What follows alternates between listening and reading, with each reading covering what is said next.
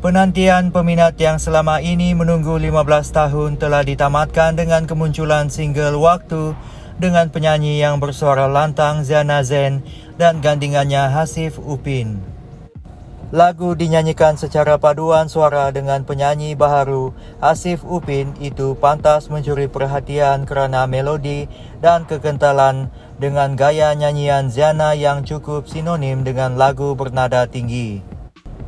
Bukan mudah untuk pemilik nama sebenar Siti Roziana Zain 55 tahun ini menyatakan persetujuannya untuk merakamkan lagu itu.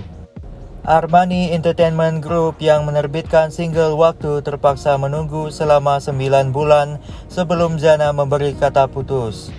Mengulas perkara itu, Ziana berkata dia sangat cerewet dan enggan melakukan sesuatu sekadar melepaskan batuk di tangga.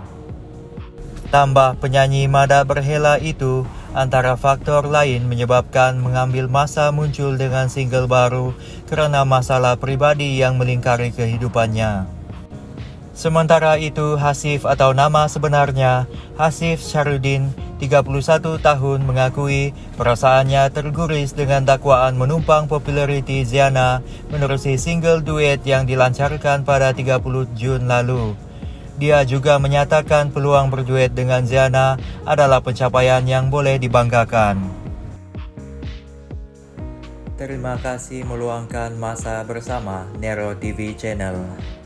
Ikuti cerita selanjutnya berkenaan isu-isu sensasi, viral terkini dan pernah viral yang terhangat di dalam dan luar negara.